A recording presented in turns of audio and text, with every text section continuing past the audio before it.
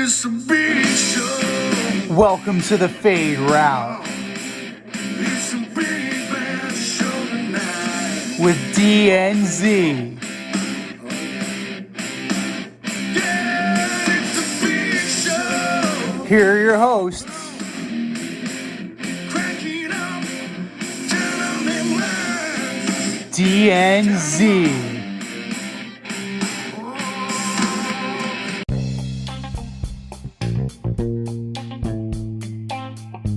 Welcome everybody to this week's episode of the Fade Route with DNZ. I am Z, and we got a jam-packed show for you. We're breaking down the week that was in the NFL Divisional Round. Baseball has a new Hall of Famer, and Grayson Allen does Grayson Allen things. But first, we would be remiss if we did not acknowledge the 2-year anniversary of Kobe Bryant's passing on January 26th, 2020. The sport of basketball misses him. The community of basketball misses him. And he was taken much too soon from us. But, you know, that is life sometimes. And it is, it's sometimes a sad reality. That's for sure. But other parts of realities are that sometimes journeys come to an end, and for one head coach Sean Payton, that journey has temporarily, at least in his mind, has come to an end, as Coach Payton announced that he's going to step away from the New Orleans Saints after a 16-year career there as a head coach. Spent time as the Cowboys offensive coordinator before that, and he's got ties there. He's from Chicago, so naturally the rumor mill is kind of churning. He also was a part of the Parcells coaching tree, so anytime you mention the Parcells coaching tree, of course, you're going to try and loop in the Giants. But who's to say where he's going to end up? As of right now, he has no intention of coaching, but you have to know that Jerry Jones is kind of licking his lips and frothing at the mouth to get Sean Payton in the building. He might, pack Mike McCarthy's office himself if it means he gets Sean Payton in that building. So that is definitely a story that we need to monitor. And you kind of knew the writing was on the wall for Sean Payton in New Orleans, considering the fact that, Taysom Hill, he invested all that money in Taysom Hill, and, not a quarterback. Not a quarterback. So life without Drew Brees has not treated Sean Payton well, and it does not surprise me that he's taking a little bit of a break. And here he is. I've known this guy since our days on Carousel Shoes. Flight crew through and through, the last QB in St. John's history. What's up, D? How's it going, man? Hey, you touched on some really important headlines there. Kobe Bryant, I mean, what a tragedy. How crazy is it that the Lakers are currently 24-24, and they're the 8th seed in the West? Wow. How creepy is that? Damn. That is some numerology type stuff right there. Damn, sports is a weird thing. LeBron showed his dominance last night against Brooklyn, which was awesome. To talk back about the Sean Payton thing, listen, I get it. I mean, he's been there for a long time, but are we going to say that he was really a good coach? Well, I think they went to maybe 2 NFC championships, 1 Super Bowl, 1 title in 16 years. Meanwhile, Brees broke all those passing records. 1 year without Brees doesn't really make any noise, doesn't make the playoffs. Team is in cap hell right now. Cap hell. The team's going to have to get gutted, traded away, and he's going to step down. And you're right. It is probably to take that Dallas job. I don't think it'll be the Giants job. It's the Dallas job, because if McCarthy goes into the playoffs and loses 1 game again, the next week he'll be fired, like you said. Jerry Jones will help him pack his office, and here comes Sean Payton, which he's wanted for years. And I do think that Sean Payton, with those players, Zeke, Dak, CD, Wilson, Cooper, if he winds up staying, they have a chance to really be a good team. But I'm just not so. I mean, they were talking about it on KJM this morning about, oh man, Sean Payton, he's a great coach, and he could really change a team around. And I don't see that. I don't see that. He had one of the most prolific passers in NFL history, and they won one. And if they don't recover that onside kick, they probably don't even win that game. So, I mean, if I was him, I would step down too. I don't want to coach this team. I mean, come on. Winston's coming off an ACL tear. Taysom Hill is pretty much going to be the quarterback, and that was a mistake, giving that guy all that money. You can't draft a guy. I mean, this team, Michael Thomas is out. I mean, he hasn't played in 2 years. If you're Alvin Kamara, do you see the writing on the wall and kind of want out? It's hard to say, right? Because that division is kind of up in arms. It's anybody's division right now, right? Yeah. We're going to talk about this later, but Brady could potentially be retiring, right? The Carolina Panthers really got to start over. Okay, we don't know what they're going to do at quarterback. We don't know what they're going to look like next year. The Falcons are the Falcons. They're Matt Ryan and company. Matt Ryan's getting old. So, and the Saints, this is what it is. So, I don't know if Kamara would want to leave. He gets a chance to put up numbers. He has a chance to make himself a very valuable player. I don't know what the market is for him as a runner. It's a good point. I'm not 100% sure what the future holds there. I would say that it's not. I mean, the only thing that gives it any attraction would be Alvin Kamara and that defense, because there's a lot of problems right now, like you stated, and whatever gold or glistening nature the job has, because like what Sean Payton brought was consistency. He stabilized the franchise right after Hurricane Katrina. He and Drew Brees were the right guys at the right time in the right place. Right. So, like, it was the perfect storm for them. I don't necessarily think, because of the roster, the offensive roster going into next year with either Taysom Hill, Trevor Siemian, or Ian Book, or somebody else, I don't think that it's going to be as smooth of a ride next year as they're hoping for. No, and you would imagine that. I mean, everyone's talking about the Dallas job, but what about the Chargers job? I mean, how about if that guy pulls, another shit season like he just pulled? Man, wouldn't Sean Payton love to work with Justin Herbert and Keenan Allen? That sounds appealing. So, yeah, I don't. And Chicago, I can't see him really going to Chicago. I understand it's kind of like a blank canvas and he can develop Fields, but Fields is not the passer Herbert is. Fields is not the passer Mahomes is. Fields not the passer that Dak is. So if you go to Chicago, you're just gonna have a tough time, and it's not a place where I don't know how well his offense would play out there either. Yeah, I mean, it's definitely, he's out in the elements in the cold in December. Yeah, you gotta run the ball, man.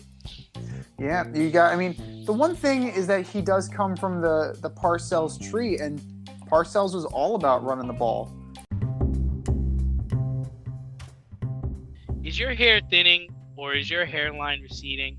Scalp micropigmentation will fill in the areas where your hair is missing by creating a short buzz cut look. Micropigmentation is a non-invasive procedure that will create the illusion of hair follicles for 7 to 10 years. For people with alopecia, this could be a permanent fix. For people with scars on their scalp, this is a great way to camouflage a scar. Don't lose confidence or feel like you need to wear a hat wherever you go. Marquez Studio is located in the Bronx and is open for all your scalp micropigmentation needs. Consultations are free and appointments can be made any day of the week. Get your hairline back with scalp micropigmentation. The Tex and Marquez Studio have over 30 years of hair cutting experience and can assist you with all of your questions. Call to schedule a consultation today, 646-221-8728. You can also visit them on Instagram at Bronx Marquez to see their gallery and view all their satisfied customers. Again, that is Marquez Studio, located in the Bronx, New York, 646-221-8728. Transitioning from what's happening in New Orleans and the surrounding areas of guys not in the playoffs, let's talk about the biggest story of the weekend and arguably the best game. The Buffalo Bills and the Kansas City Chiefs. 25 points. Get this. 25 points were scored between the two teams in the last 2 minutes of regulation time. Think about that. 2 minutes, 25 points total. And eventually the Chiefs kicked a field goal to send the game into overtime and then won the game on a Travis Kelce touchdown on the first possession. The Bills did not get to possess it, did not touch the ball. So did the Chiefs win the game or did the Bills lose the game? Bills lost the game, man. Plain and simple, Bills lost the game. How do you have a receiver have 200 yards of receiving and over 3 touchdowns? Are you kidding me? Gabriel Davis? You don't squib kick it. You kick the ball out of bounds.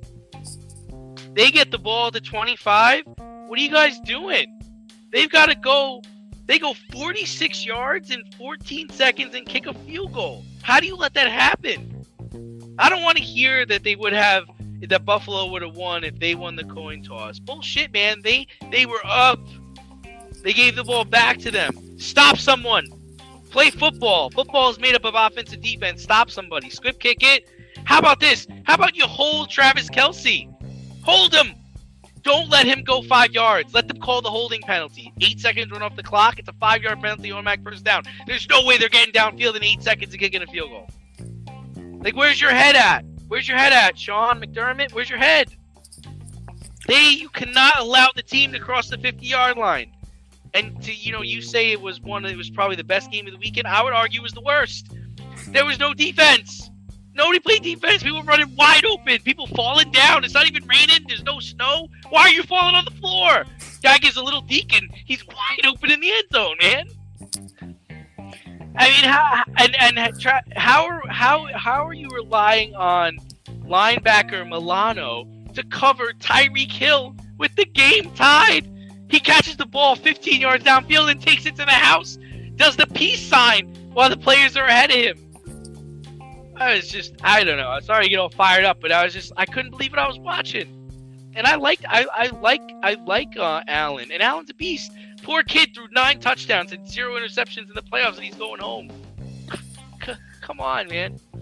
I mean, you got to give credit to the Chiefs because they exploited the soft-ass defense that Leslie Frazier was running out there. I don't know if Leslie Frazier was, too preoccupied with his head coaching interviews. I know he interviewed with the Giants yesterday, but there were clips of Mahomes and Kelce talking it through. And they knew it. They could see it. The seam was there. There was a huge hole to exploit, and Travis Kelce exploited. Tyreek Hill running free. Like you said, we're going to talk about Cooper Kupp later. Both of these guys just free release, running free through the defenses. I don't know what's going on with that, but you got to keep the play in front of you. You got to make sure you're gaining the necessary yards to get Butker into field goal range, and you don't do it. That falls on Leslie Frazier's game plan and the execution of the defense. You can't fault Josh Allen at all for this game. 329, 27, 37, 4 TDs. Gabriel Davis balling out, like you said. He's going to make himself a lot of money. 8 catches for 201 yards. Like, that's a contract game right there. But you know, all credit due to the Chiefs. They took what was given to them. The Bills did not close them out, and they are moving on to the AFC title game. So Patrick Mahomes, it showed that this team has that championship pedigree, and you have to figure that they are the favorites in this upcoming AFC title game because of their experience, because of their talent level, and because of their explosiveness. Yeah, I mean, when I was watching the game, I saw it more as the Chiefs were letting the Bills hang around them. I saw the game as the Chiefs lost Tyrann Mathieu on like the first play. They lost their safety. I'm not saying that he would have made a bigger impact than he did, but it definitely might have affected the game plan somewhat. Gabriel Davis isn't running over the middle with Tyrann Mathieu there. Yeah, and to me, the Chiefs had more weapons, and if you were the Bills, I mean, you came in, you're going for it on fourth down, you're on the guideline, you score first, you go into halftime, the game's close, but you're on the road, but you score with 14 seconds left in the game. I mean, come on, we talk about every week how you can't give guys like Mahomes, Brady, Rodgers the ball with time. They did exactly what they're supposed to do. They scored with only 14 seconds left. They did what they were supposed to do. I don't want to hear that if it went to overtime, it would have been a different. And the Bills got the ball first. It would have been they would have won the game. Probably, possibly. You can't say that now. Not when you had a lead with 14 seconds left. You lose that. You lose that. You and lose that. What are your thoughts on the argument of now, of course, again, the 2-possession overtime rule is now starting to be, bandied about again because the Buffalo Bills didn't get to possess the ball in sudden death overtime, and they got cheated, air quotes, cheated out of their game. I don't want to hear it. They possessed the ball numerous times through 4 quarters. You got to at some point play defense. You got to at some point stop the other team. I like the old overtime rules. First team to score wins. That's it, man. You don't get the ball. The only thing that I would change, and I think we've talked about this before, is I want to see more of an element of home field advantage. So I think if you win the flip in the beginning of the game, then you don't get to choose the flip at the end of the game. Or maybe the home team gets to decide the flip in overtime. I think that could affect your strategy in the fourth quarter. Or maybe get rid of the flip of the coin toss altogether. What are we flipping coins for, man? It's the 21st century. Flip an iPhone. How about the away team gets to decide if they want the ball or not, and if they go into overtime, the home team gets to decide. Get rid of the coin flip. I don't think that is necessary. The best thing I always liked was the XFL. You gotta get your fastest guy out there, and he's gotta run down there and get the ball, and then he gets to decide. But no, I'm fine. I'm fine with the overtime rules. That don't touch it, don't change it. Yeah, it's over. I'm with you. I preferred the old overtime rule, the Adam Vinatieri overtime rule. Just get me close enough, and let's go home.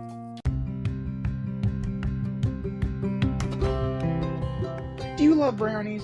Of course you love brownies. But you know what's better than a brownie? A delicious, handcrafted, gourmet brownie delivered right to your doorstep. That's what our guys at Sweet Life Brownie Co. offer. Chef Tommy D and the crew offer a dozen delicious delights that you will crave, from the classic OB to Dutch apple to campfire s'mores and many more. Check out their website, sweetlifebrownieco.com, for their Friday brownie drops. At noon, their site goes live and you see what they're making. Since you're there, become a site member and earn points. You earn 50 points just by signing up. Make sure you follow on Instagram and Facebook too, at sweetlifebrownie_co, for the latest updates and their latest releases and creations. That's sweetlifebrownieco.com. Give them a call, 845-641-3043, and tell them D&Z sent you. That's sweetlifebrownieco.com. 845-641-3043. Sweet Life Brownie Co. Because there's always room for a brownie. Speaking of a kicker who got close enough and sent people home, Evan McPherson and the Cincinnati Bengals knocked off the number 1 seed Tennessee Titans on Saturday. And Jimmy G, Robbie Gould, the San Francisco 49ers knocked off the Green Bay Packers, also the number 1 seed, on Saturday. Rodgers had 225 yards, but no touchdowns, no picks in the loss and King Henry for the Titans only had 62 yards, while they're passing with Ryan Tannehill, who threw 3 horrible picks, making Mike Vrabel look like a total putz. But who holds more responsibility in their team's losses? King Henry or Mr. Rodgers? I think you know this. I mean, it's Aaron Rodgers, man. You're undefeated at home all season, and you lose to Jimmy G and the 49ers, a team from California. You lose to them in Lambeau Field. The Packers are 7-7 in their last 14 playoff games. Come on, man. You serious? They scored 1 touchdown with their home field advantage. Devontae Adams and Adam Jones. They have Alan Lazard, Randall Cobb. They have all the players that Aaron Rodgers wanted. So what's the excuse this year? They win 13 games every year, and they just can't get to the Super Bowl. And then the other thing is if you're Aaron Rodgers, why should you come back? Why is next year going to be different? And why is next year going to be better? I think they have a quarterback. I think every quarterback has their signature postseason moment, right? Mm-hmm. And I can't think of any that involve Aaron Rodgers. He's 0-4 against the 49ers. Jimmy G did not complete a pass until midway through the second fucking quarter. 1 touchdown in the snow against a team from California. Jimmy G was trying to give the game away. He was throwing interceptions. Players weren't catching the ball. I mean, don't even start. Aaron Rodgers. On offense, the Niners brought nothing. They didn't. You know, George Kittle 4 for 63. Their run game got shut down pretty effectively. Elijah Mitchell 17 for 53. Deebo Samuel, you know, the week previous against the Cowboys, he's looking like Brandon Jacobs out there. Only 10 for 39, 3 for 44 receiving. So he was pretty well neutralized. And it boils down to, at the end of the day, it boiled down to defense. And the Niners did enough, even in the cold, even in the snow, they did enough to stymie Aaron Rodgers, and they sent them home. That's the thing. I don't think they stymied him. See, he was missing people. People were wide open, and he was missing them. He didn't even look at them. He didn't throw them the ball. Passes that he made during the regular season that were easy, nothing. Put it on the numbers. He's throwing low. He's throwing outside. He's not even looking at certain guys. It was awful. It was terrible to watch. This is your bread and butter. You're the number 1 seed. You got a game in Lambeau Field. You got Jimmy G with his broken hand and the 49ers coming to town. On your first possession, you march downfield in 10 plays and score a touchdown.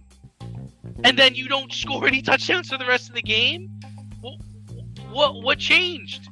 What changed? I don't want to hear it was San Francisco's defense. They didn't do anything that crazy.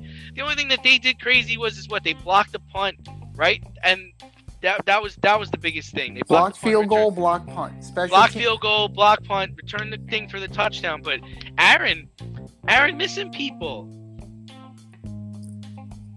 It's all 3 phases of the game. You do have to give them credit for the special teams wins, but they got away from the run game.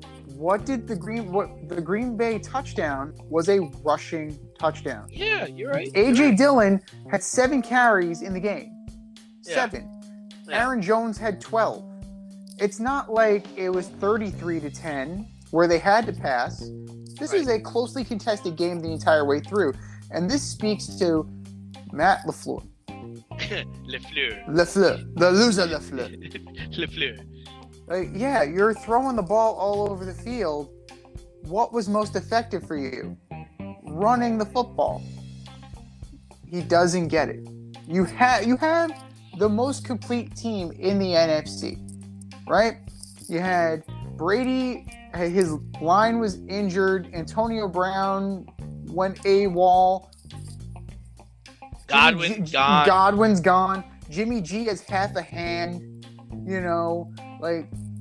This is it. If this was any time, the only team that could have possibly given you a run for your money was the Rams. And the Rams would have to come to you. So you're in the driver's seat. I am firmly in agreement with you on that. The Green Bay Packers were in the driver's seat, and they blew it. You go into halftime and the score is 7-0, and you're the Green Bay Packers. We got a problem. Burn the game plan and let's start over. We need to go out there and change shit up. No, totally. Well, let's flip it to the AFC and let's talk about Titans and Bengals. You have Derrick Henry. He rushed the ball 20 times, only for 62 yards. Deontay Foreman had just as much production on a fifth of the carries. He only carried the ball 4 times, and it's not like Joe Burrow lit up the passing yards, but he got sacked 9 times. 9 times. 9 times. You sack a guy 9 times and you lose the game. When you let Ryan Tannehill throw the ball, 15-24, not awful. I mean, it's not great, but it's not awful. 220 yards, okay. But your first pass is a pick, your last pass is a pick, and you got another one in there somewhere. It really this falls on Todd Downing. What the hell are you doing? And you know what? Go even further. It falls on Mike Vrabel. You hear what's going on in the headset. It's like, we're throwing the ball. Why the fuck are we throwing the ball? Derrick Henry's here. No, you're not throwing the fucking ball. Turn around, hand the ball off to Derrick Henry. That's why we have him. But the only thing I will say for the Titans, and I was talking to a good friend of mine about this, was, to me, they were not a number 1 seed. To me, they were a team that would have benefited from playing in the divisional round. And I don't think the number 1 seed helped them. Now let's remember, they're a number 1 seed, but they also lost to the Jets during the regular season. So True. So did the Bengals. Okay, so I think they were a momentum team, and they have a really good defense, and I picked them to win the game, but I think the momentum hurt them, the week off hurt them, and they were going up against a team that has a lot of talent, right? Not defensively, so to speak, but they got a good quarterback. They got fast wide receivers. They got a Pro Bowl running back. They were going up against talent, and talent prevailed. And they only won by a field goal, but that's all they had to win by. That's all that mattered. No, absolutely. And you know what? Jamar Chase had a good game, 5 for 109, but when you see the stat line of 9 sacks, you really start to rethink not taking Penei Sewell or Rashawn Slater or somebody who won't get your quarterback killed. Yeah. And you're going up against Chris Jones on Sunday. Chris Jones is going to be in that backfield. Yeah. Melvin Ingram is going to be in that backfield. This is going to be a long day for Cincinnati if they do not get this line patched up. And I understand that, you're proud of the fact that these guys are undrafted free agents and 6th-round picks. That's lovely. You're maximizing what talent you have. The problem is you had the opportunity to get an uber-talented guy to keep Joe Burrow from being in traction. I understand that you wanted his college teammate, the LSU to LSU thing. The production was too great, to resist. But if Chase gets shut out, and Burrow gets toe tagged on Sunday, you're going to be regretting that.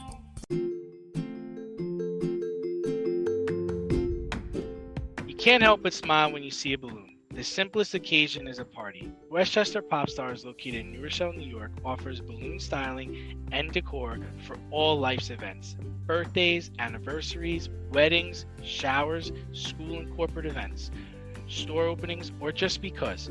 Westchester Pop Stars takes balloons and shapes them into works of art, creating decorative installations for your special occasions. No event is too big or too small, and their custom personalization service is top-notch. Westchester Pop Stars is a private studio, quickly expanding. In-person consultation is by appointment only. Send an email to westchesterpopstars@gmail.com for more information or to schedule an appointment. No need to hire an event stylist. All you need is balloons. Currently servicing Westchester, Putnam, New York City, and Connecticut. To find Westchester Pop Stars, search for them on Instagram, Facebook, or Google. Speaking of regretting decisions, you know who's not regretting a decision right now? Les Snead and Sean McVay. I was about to say, don't say it. Don't say it. I did it. In the biggest surprise of the weekend, in my opinion, Matthew Stafford and the Rams upset the Golden Boy and the Tampa Bay Buccaneers 30-27 on Sunday. The Bucs were down 27-6 at one point, but Tampa Bay tied the game with less than 2 minutes left in the game. Matthew Stafford threw a bomb to Cooper Kupp, who ran free again to set up the game-winning field goal for Matt Gay with no time left to kill the clock. Like we say on this show, to quote the very, very dapper Nature Boy Ric Flair, to be the man, you got to beat the man. And since Stafford beat Tampa Tom, are they the favorite to win the Super Bowl now? Yeah, I mean, you took the words out of my mouth. I mean, that's what I always say, right? To be the man, you got to beat the man. And he went in and he beat the man. I mean, they're star-studded. They're healthy. The Bucs had every opportunity to win the game, right? Mm-hmm. You had 2 fumbles by Akers.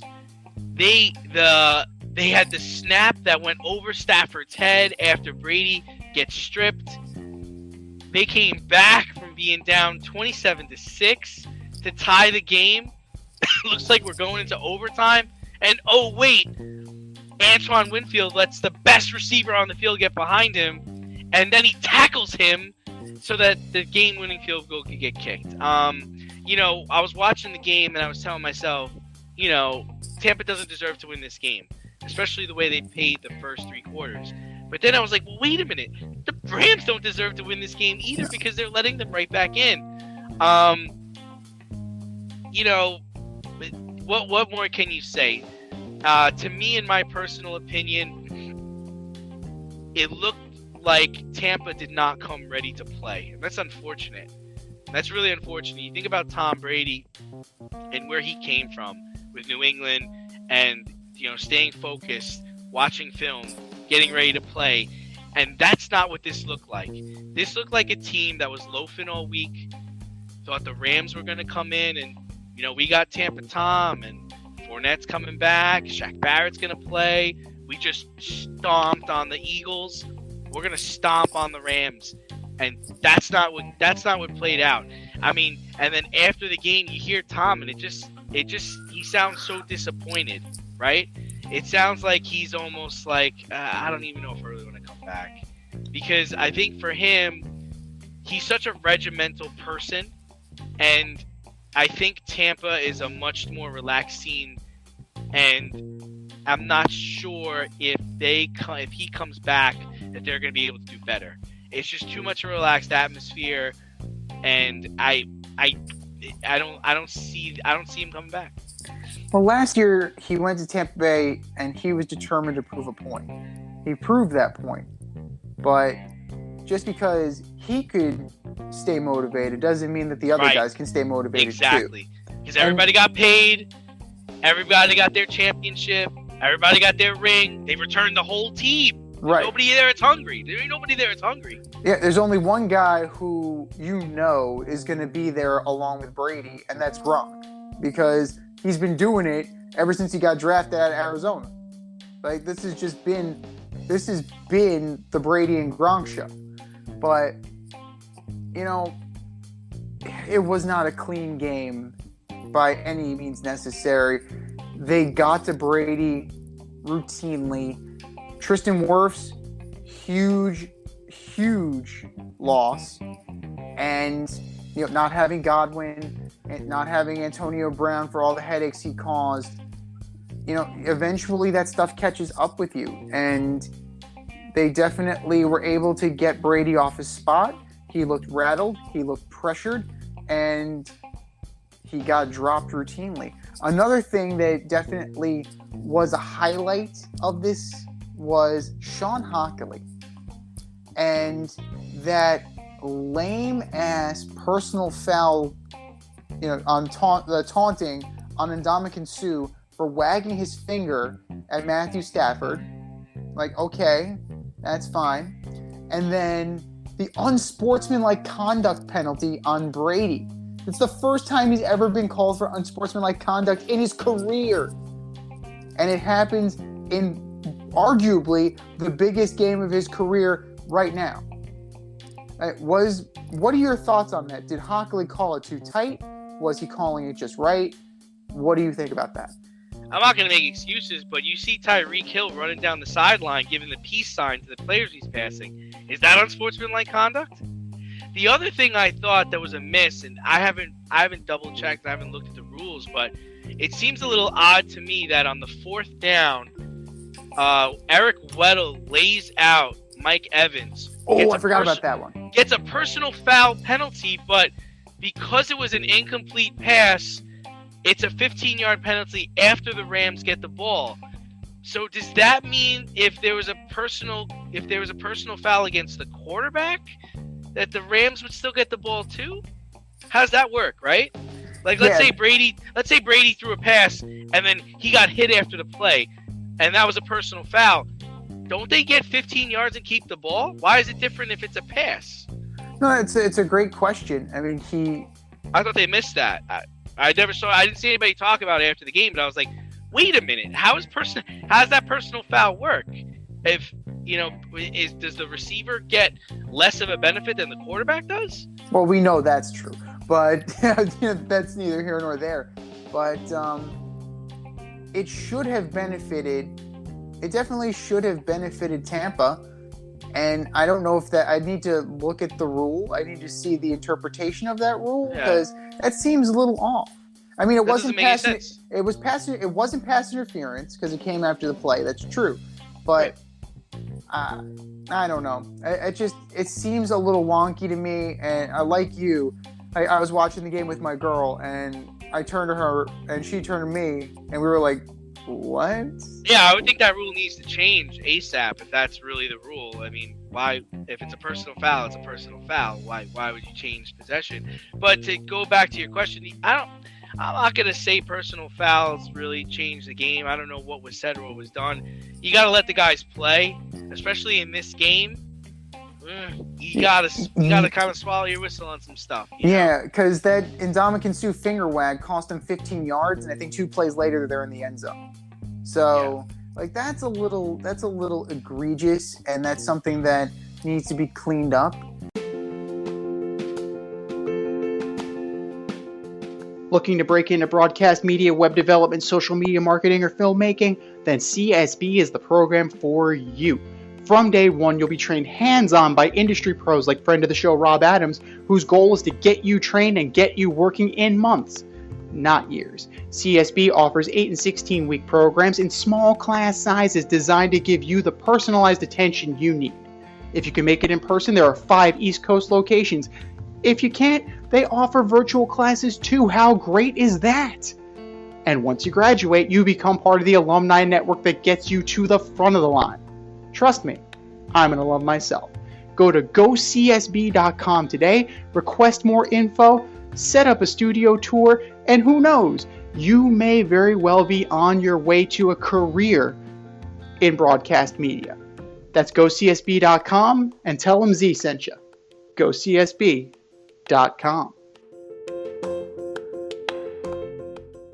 But speaking of being cleaned up, we have a new Hall of Famer in Cooperstown. The Baseball Hall of Fame class of one was announced on Tuesday. Is it a class if it's just one? Well, he will be joining other people because, you have the Veterans Committee votes, guys like Jim Cotton, Gil Hodges, and Minnie Minoso. David Ortiz will be joining that list. He is now a first ballot Hall of Famer, getting almost 79% of the vote. This is the first time a player who has tested positive for PEDs has been elected to the Baseball Hall of Fame. Remember, he was named in the Mitchell Report, but because that was unofficial, it was kind of stricken from the record, pay no attention to the man behind the curtain. At the same time, Barry Bonds is out, Roger Clemens is out, Sammy Sosa is out, and Curt Schilling is out. So what does this mean for steroid users who are on the ballot? It means that they will get in someday. It means you're allowed to cheat in baseball and be immortalized in the sport. It means Joe Morgan is turning over in his grave. It means everyone will get in at some point, but most of all, it means I'll never step foot in this Baseball Hall of Fame. David Ortiz was too well liked not to make it in, basically.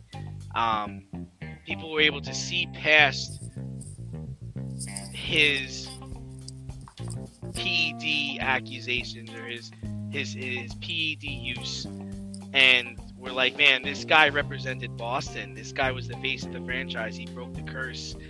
He won a World Series. He won 2 World Series there, and I think that's what happened. Where with Bonds and Clemens, people don't like them.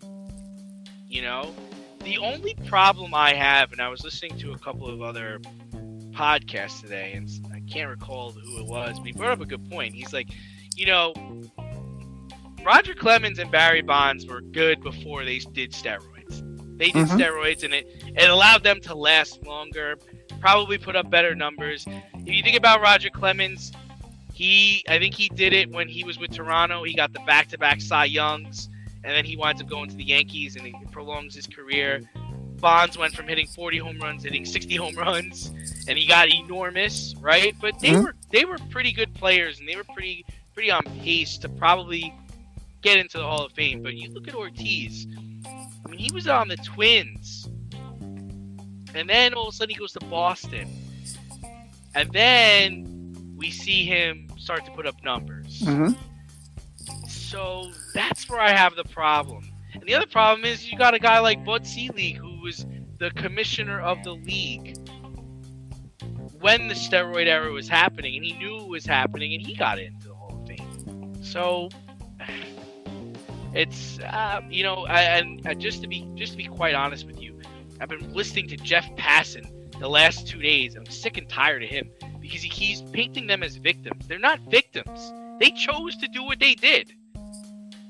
If they don't get in, they don't get in. You can tell the story of baseball without these guys. That's just my personal opinion. But on the flip side, I'm saying that if you let one of them in, you gotta let them all in. So let Pete in, let the Black Sox in, let them all in. Either let them all in or don't let any of them in. That's all I gotta say. I'm in agreement on that one. And I think it's very telling that this was A-Rod's first year on the ballot, right? What was A-Rod's percentage? 33.5. Yeah. So look at Alex. I mean, I can't stand him. I think he's a preening schmo. Like Tony Kornheiser, Michael Wilbon like to talk about Brian Billick as a preening schmo. A-Rod to me is in the same category. So immensely talented dude.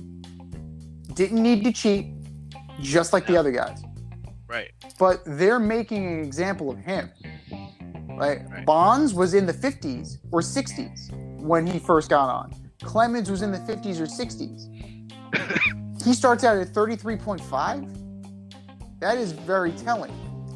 And it really is a popularity contest. It becomes who is a media darling and who isn't. Perfect example. Albert Bell is a cuspy Hall of Famer. I would argue that Albert Bell was one of the best sluggers of the 90s. Career, 381 home runs, lifetime 295 batting average, 1,239 ribbies, an OPS of 933. Dude was a hitter. Albert Bell could flat out rake, but he was also a Hall of Fame asshole.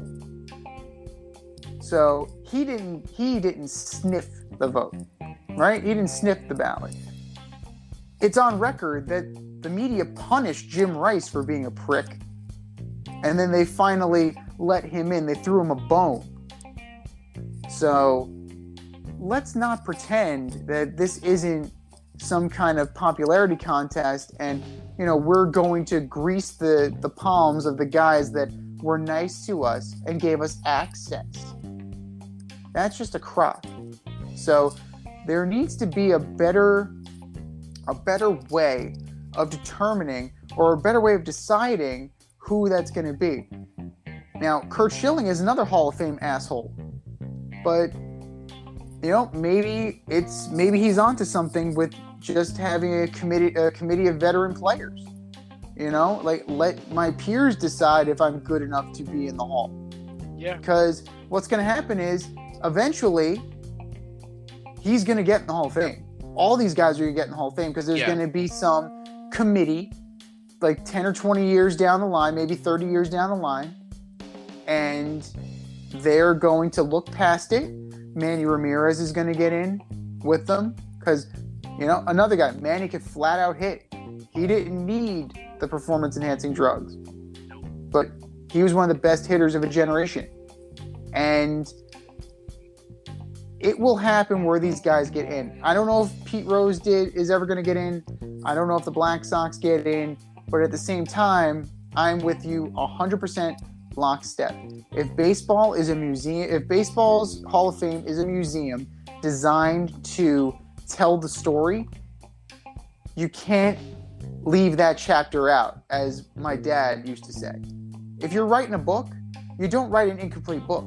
You tell the whole story. No matter how disturbing it is, or how uncomfortable it is, or how bad it makes you look. Tell the story. Are you in need of air care maintenance or service? I have the company for you. Air Care Technicians. They service the Westchester and Northern Bronx area and can help you with all your heating and cooling, maintenance, and service needs.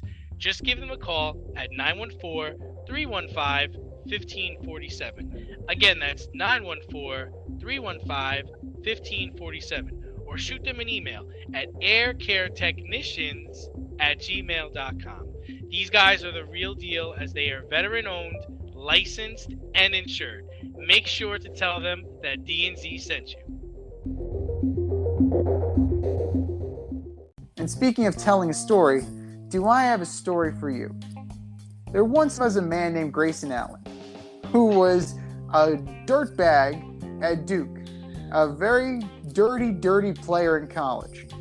Gets drafted, plays a few years in the NBA, somehow ends up on the world champion Bucks. Seems to have kind of, you know, mended his ways a little bit, or at least, you know, learned how to play a little bit better so he didn't have to be dirty. And then he goes and fouls Alex Caruso, fracturing Alex Caruso's wrist. Grayson Allen of the Bucks was suspended for 1 game for this action. What do you think the NBA got right here? I mean, we all know what kind of person Grayson Allen is from his days at Duke.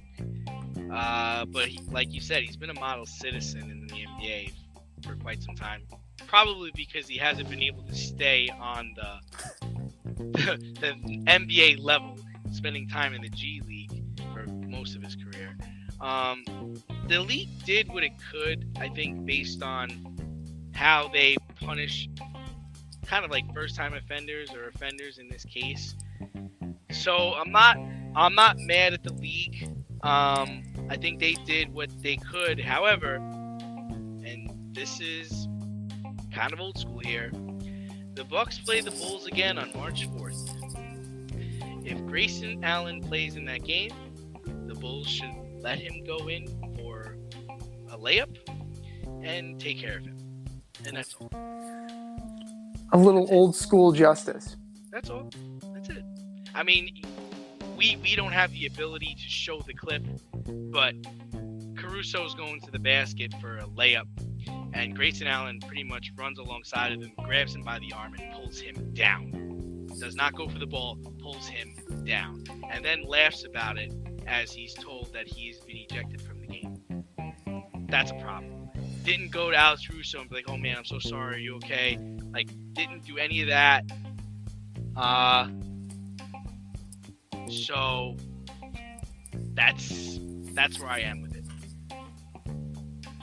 I don't think it was harsh enough because yes, he went up and he hit him with his right hand, but then when you watch the clip of the video, he goes in and he kind of grabs the other wrist and yanks a little bit. Down. He pulls him down. So there's clear intent to injure. There is clear intent to injure there because you're not trying to break his fall when you're doing that. You have a clear understanding of what you're trying to do. If you're trying to attempt to injure, I'm not saying you have a suspension as long as Caruso is injured, but 7 games, 10 games, I would have been fine with. 1 seems like he got off light, but dropping the hammer on him based on what he did in college also isn't the way to go. But a 10-game suspension, I think, would have been more than fair for a marginal player who committed a thuggish act and showed no remorse for it. In hockey, he'd be labeled a goon, and what would happen? Exactly what you said.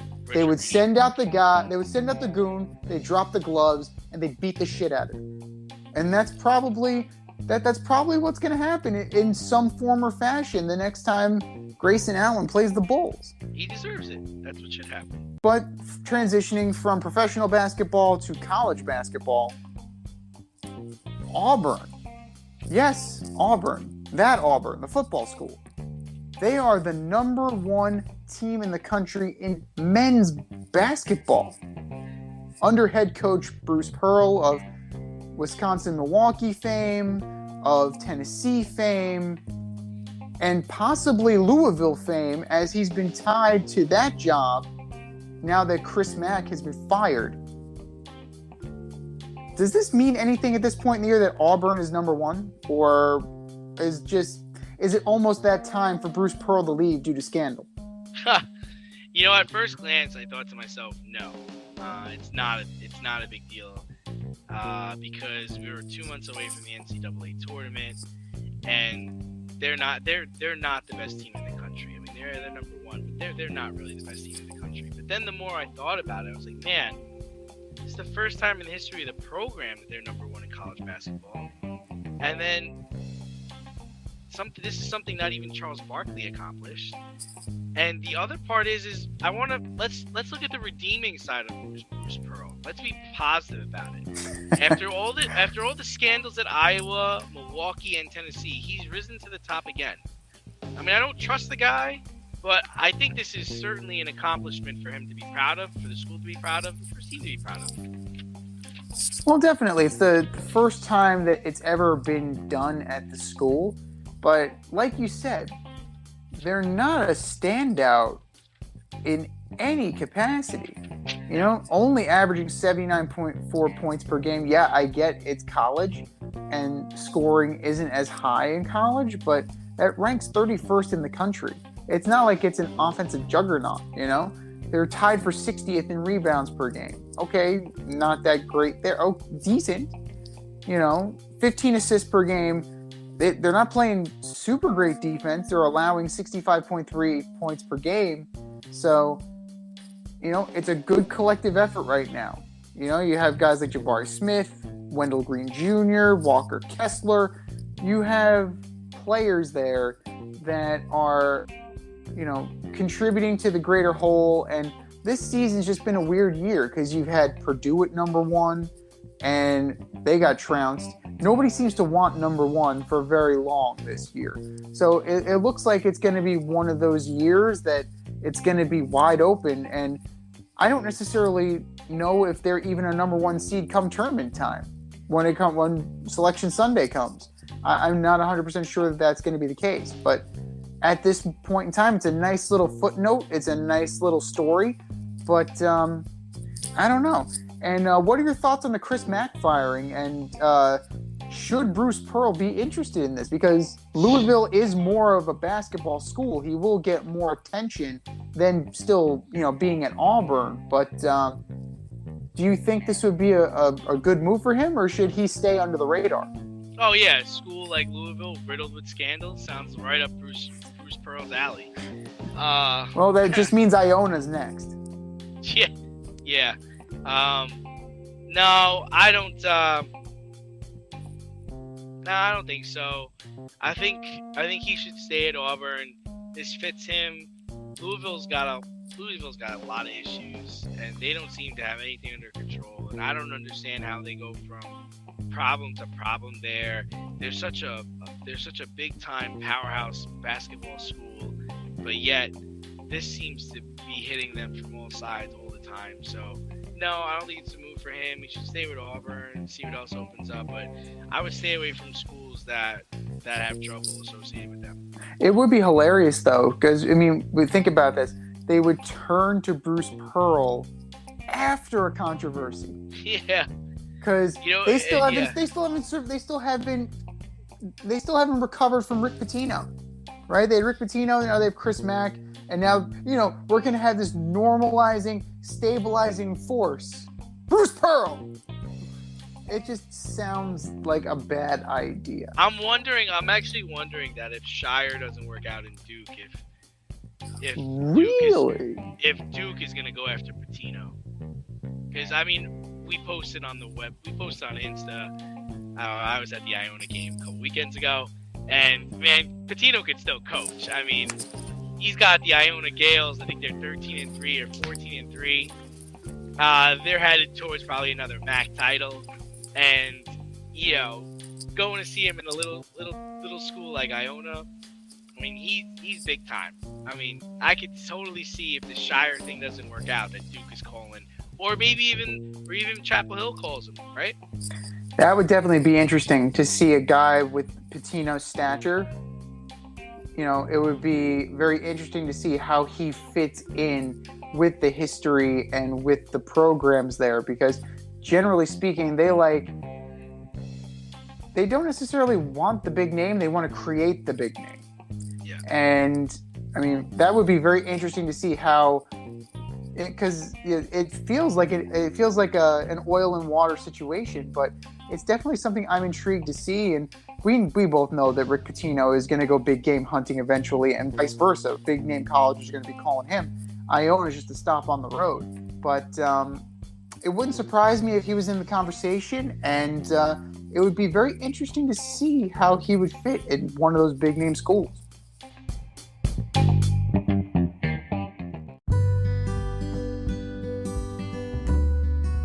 Avoid messy accidents. Get better stopping power with your brake pads. Callahan brake pads. You never know when you'll be driving in the road and there will be a truck tire that you need to avoid and save your family.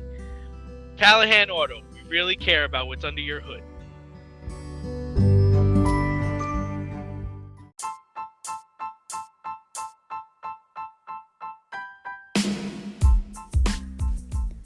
It's time for the mail route on the Fade Route. If you want to get featured, hit us up, faderoutemail@gmail.com, or slide in those DMs at Fade Route Podcast on IG, or drop us a line on our Twitter page at Fade Route DNZ.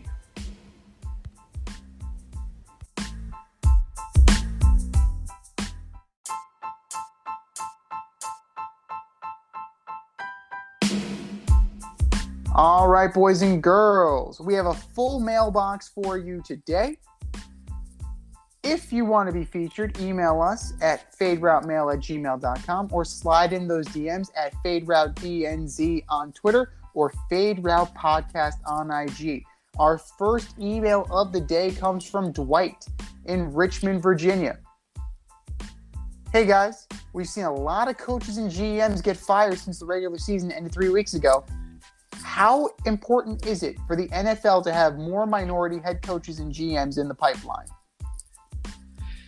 Yeah, I mean, it's incredibly important. And to me, it seems like the Rooney Rule really isn't working.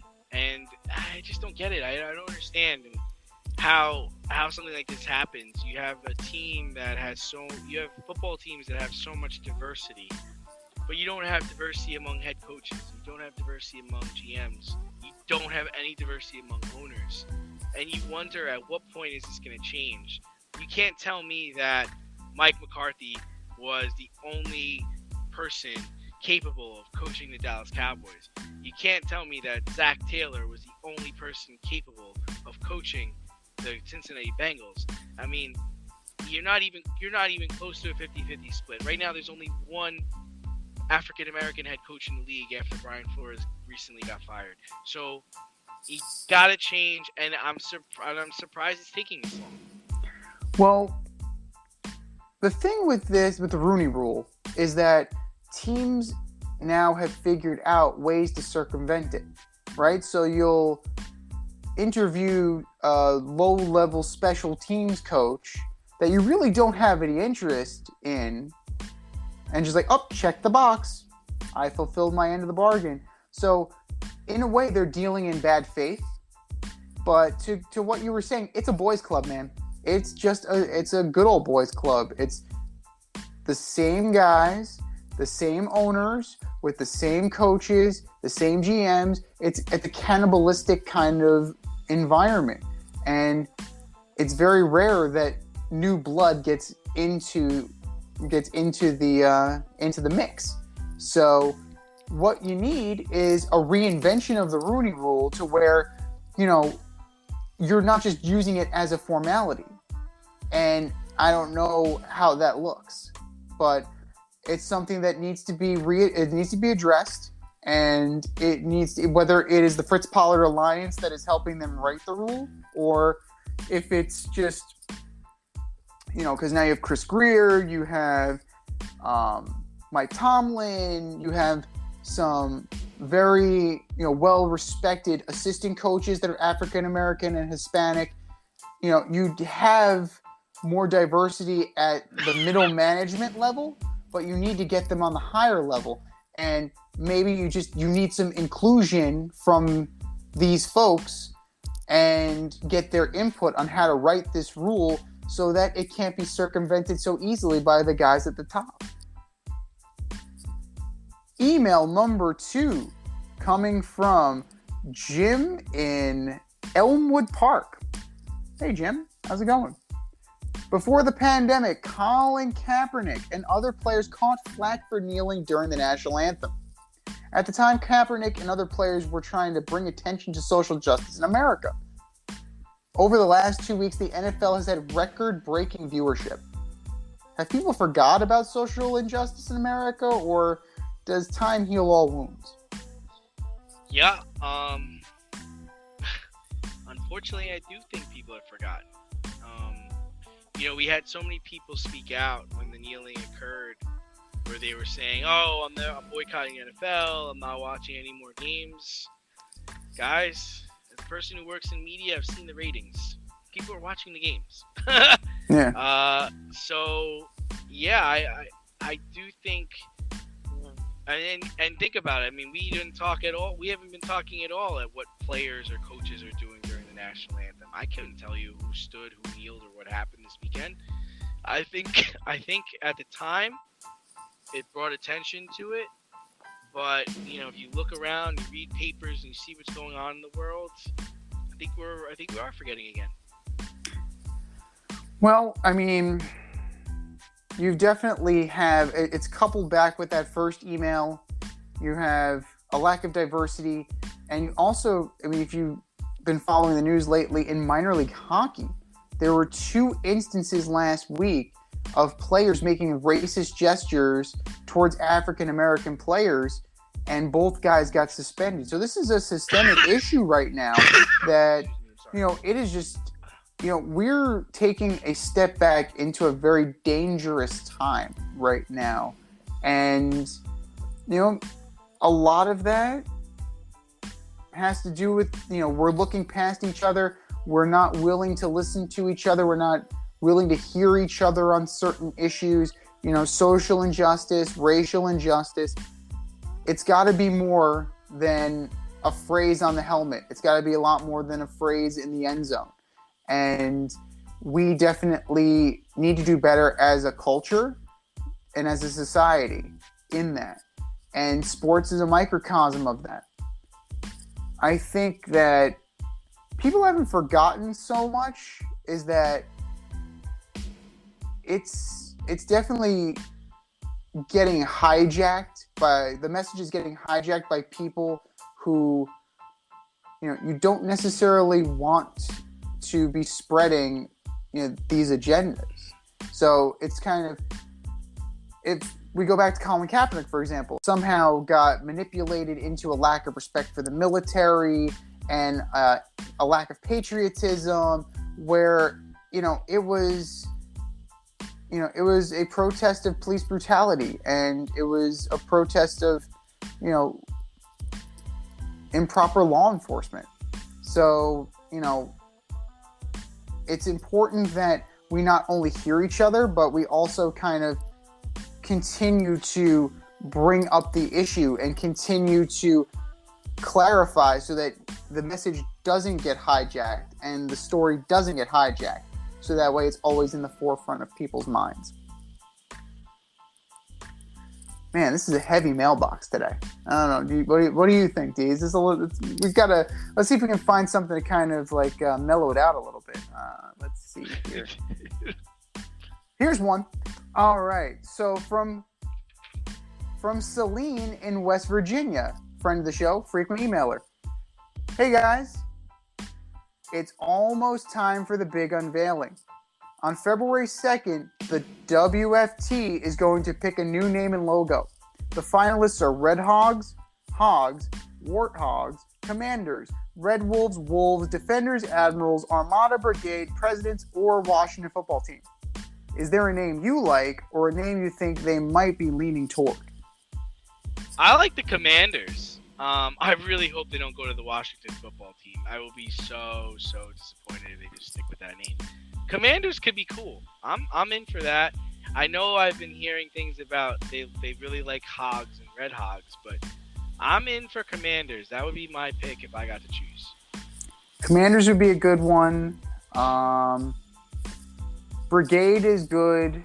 I think that it speaks to the military aspect of it, the influence there. Admirals, Armada,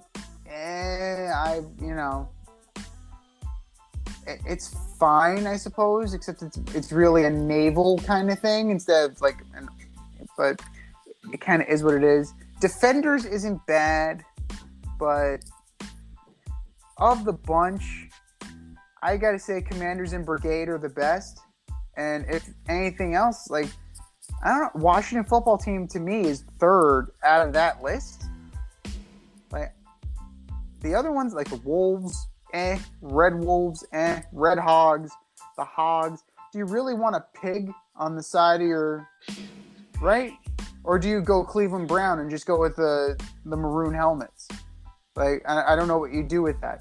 But I don't necessarily want a hog as my logo. You might as well get Porky Pig while you're at it. But, Commanders can be badass, Brigade can be badass, and you can really kind of portray that toughness that you're thinking about and that toughness that you want to portray going forward. And all of these are neutral so that, you don't have the diversity issues, you don't have the racial stereotyping issues that you have had in the past. And, this is something that Dan Snyder definitely needs to clean up. And any of these would be a fine choice, but you definitely, I think you got to go with something with a little bit of oomph to it. Brigade or, Commanders would be good too.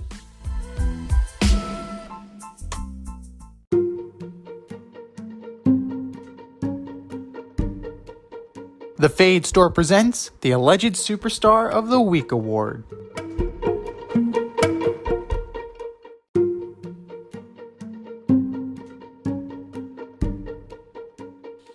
All right, boys and girls, you know what time it is. It's time for the Alleged Superstar of the Week. We tell you our nominees. You go to the Twitter poll at FadeRouteDNZ and you vote. And you vote, and you vote, and you vote. Do you know who won last week, D? I don't remember, but I think it was a landslide victory. It was a landslide victory. It was unanimous for Mike McCarthy. Congratulations, Coach. You won the ass for last week. Gift baskets in the mail. Gift baskets in the mail, and we may pack your boxes for you to make room for Coach Pate.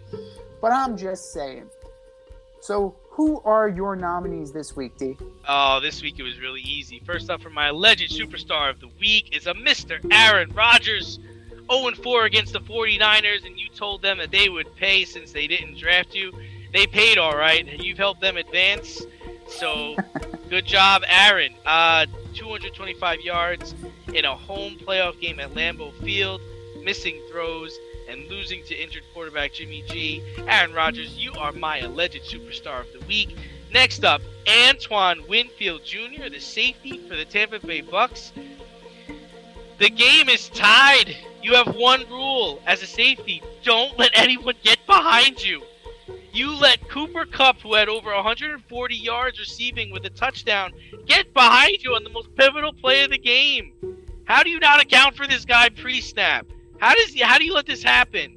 Then, after he catches the ball, you tackle him so that the Rams can run the clock out and kick a field goal. Antoine Winfield Jr., you are my alleged superstar of the week.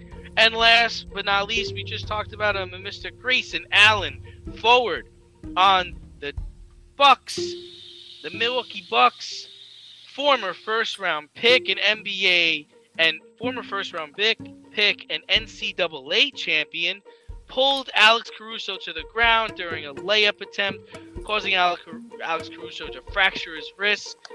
Dirty play, man. Dirty play. It was unnecessary.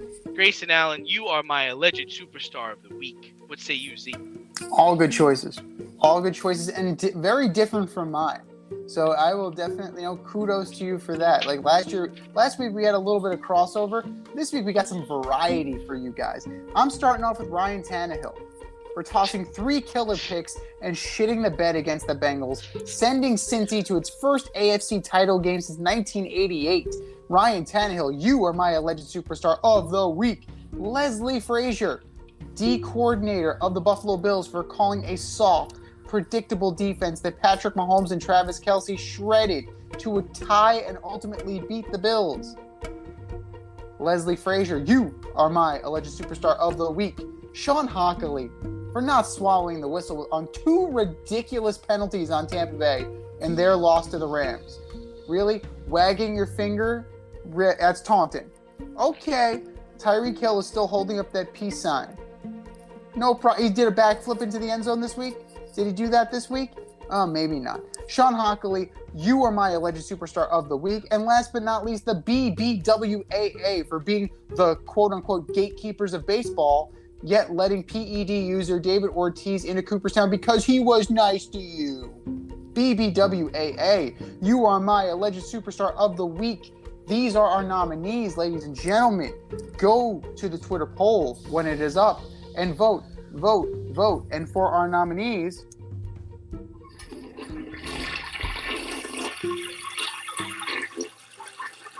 just do better.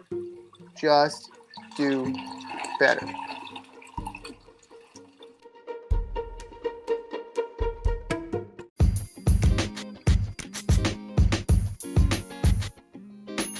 Your favorite podcast has its own merch line now. Go to the Fade Store with DNZ.com today for all your Fade Route merch needs.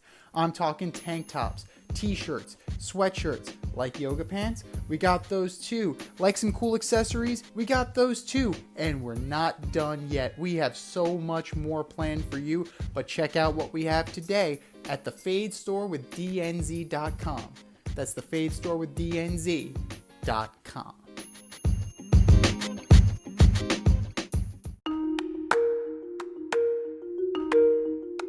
Let's run the option and give you our picks for the week.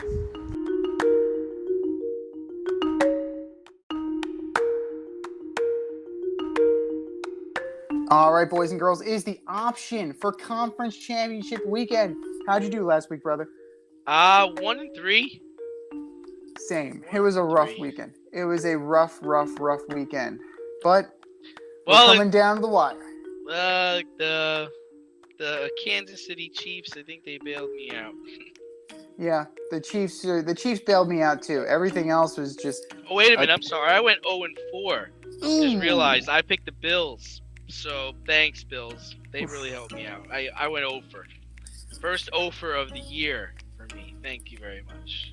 Well, 1-3 is not much better than 0-4, brother. So don't beat yourself up over it. But here we go. 3 p.m. Sunday, January 30th.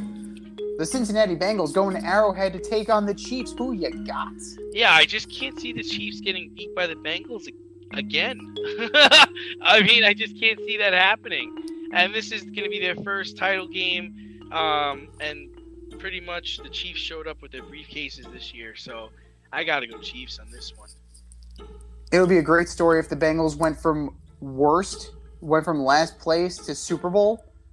But it ain't happening. Sorry.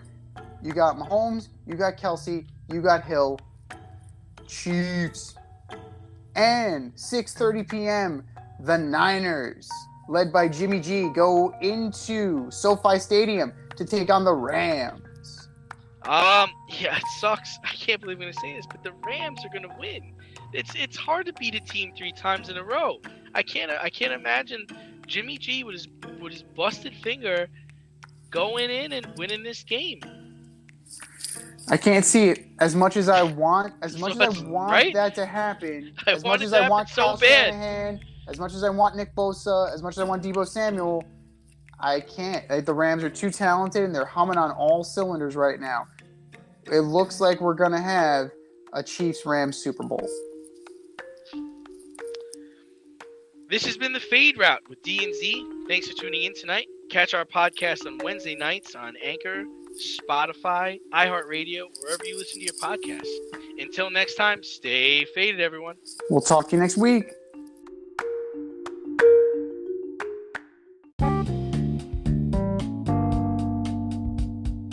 If you want to get in on the action, we want to hear from you. Hit us up at Fade Route Podcast on IG, faderoutemail@gmail.com, or slide in our DMs at Twitter at FadeRouteDNZ. Questions, comments, picks, segment suggestions, you name it. We want to hear from you. Get at us, in crowd.